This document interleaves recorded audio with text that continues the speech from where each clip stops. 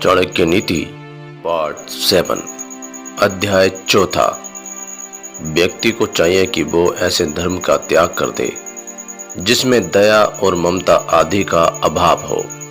इसी प्रकार विद्या से हीन सदा क्रोध करने वाली स्त्री और जिन बंधु बांधवों में प्रेम का अभाव हो उनका भी त्याग कर देना चाहिए, उनसे भी दूर रहना चाहिए। जीव जब माँ के गर्भ में आता है तभी उसकी आयु, कर्म, धन, विद्या और मृत्यु ये सभी पांचों बातें निश्चित हो जाती हैं। चाणक्य का विश्वास है कि मनुष्य के जीवन की प्राय सभी बातें पहले से ही निश्चित हो जाती हैं, जैसे कि वो कितने वर्षों तक जीवित रहेगा, किस प्रकार के कर्म करेगा, उसे धन आदि की प्राप्ति कैसे होगी तथा वो कितनी विद्या प्राप्त कर सकेगा। साथ ही उन्होंने कर्म अर्थात पुरुषार्थ को कहीं नकारा भी नहीं है। कारण स्पष्ट है, इन सब के मूल में कर्म ही तो है, जिसे प्रारब्ध कहते हैं। माना जाता है कि उसी के अनुसार जीव को शरीर की प्राप्ति होती है, वो भी हमारे कर्मों का परिणाम ही है। शास्त्रों में कहा गया है कि जो व्यक्ति का प्रथम कर्तव्य कर्म करना है, अतः वो अपनी विद्या और बुद्धि के अनुरूप श्रेष्ठ कर्म करता रहे। देखने में आता है कि संकल्प पूर्वक किए गए कर्म से इन सब में भी परिवर्तन किया जा सकता है। पुत्र, मित्र और बंधु बांधव साधु लोगों से विमुख हो जाते हैं, क्योंकि उन्हें ऐसे लोगों का आचरण मूर्खतापूर्ण लगता है। परंतु जो लोग साधुओं के अनुसार अपना जीवन बिताते हैं, उनका संग करते हैं, उनके अनुकूल आचरण करते हैं, उनके इस कार्य से जो पुण्य प्राप्त होता है उससे सारा वंश परिवार कृतकृत्य हो जाता है।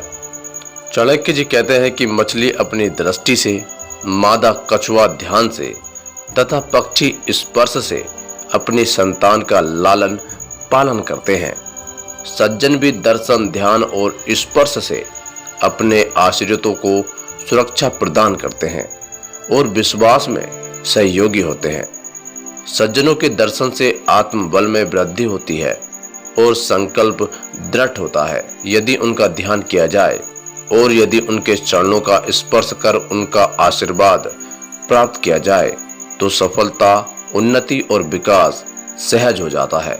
जब तक ये शरीर स्वस्थ तथा निरोग है और जब तक मृत्यु आती है, तब तक व्यक्ति को अपने कल्याण के लिए धर्मयुक्त आचरण अर्थात पुण्य कर्म करने चाहिए, क्योंकि करने कराने का संबंध तो जीवन के साथ ही है। जब मृत्यु हो जाएगी उस समय वो कुछ भी करने में असमर्थ हो जाएगा, अर्थात कुछ भी नहीं कर सकेगा। किसी को इस बात का ज्ञान नहीं है कि मनुष्य का शरीर कब रोगों से घिर जाएगा। उसे ये भी मालूम नहीं कि मृत्यु कब होने वाली है।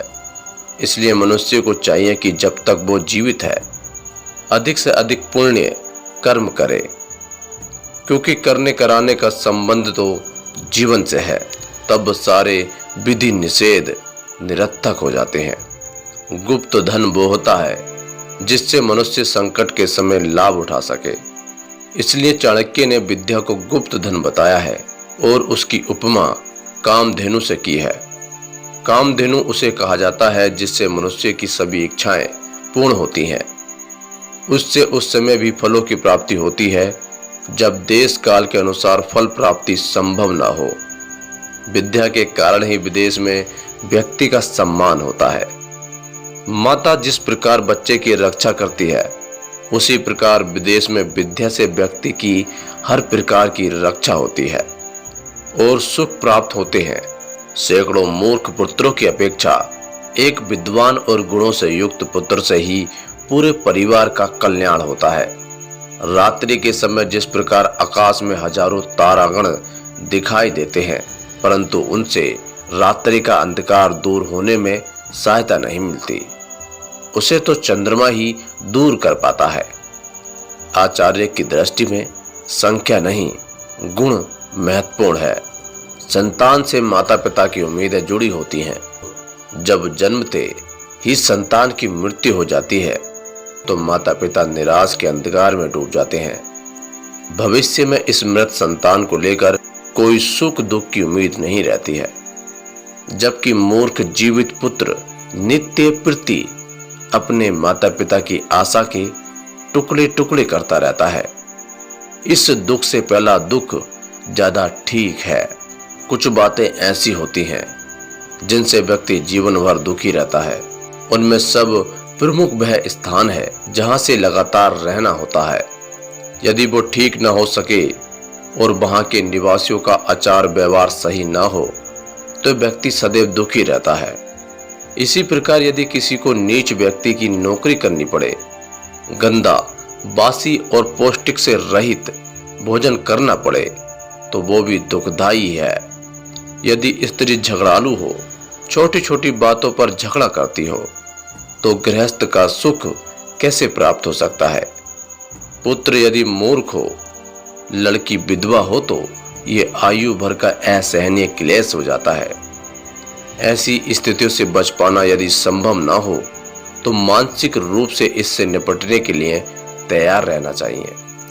कोई भी व्यक्ति ऐसी गाय को पालना पसंद नहीं करेगा जो ना तो दूध देती हो और ना ही गर्भ धारण करने के योग्य हो। इसी प्रकार ऐसे पुत्रों से कोई लाभ नहीं जो ना तो पढ़ा लिखा हो और ना ही माता पिता की सेवा करता हो। अपने कार्यों अथवा व्यापार में लगे हुए व्यक्तियों के लिए घर में आने पर शांति मिलनी चाहिए। ऐसा तभी हो सकता है जब उसके पुत्र और पुत्रियां गुणी हों, स्त्री पवित्रता और नर्म स्वभाव वाली हो तथा व्यक्ति के मित्र भले और सज्जन हो। सरकार एक ही बार आज्ञा देती है, उसका आदेश कानून का रूप ले लेता है। इसी प्रकार पंडित लोग भी किसी आयोजन में श्लोक आदि एक ही बार बोलते हैं।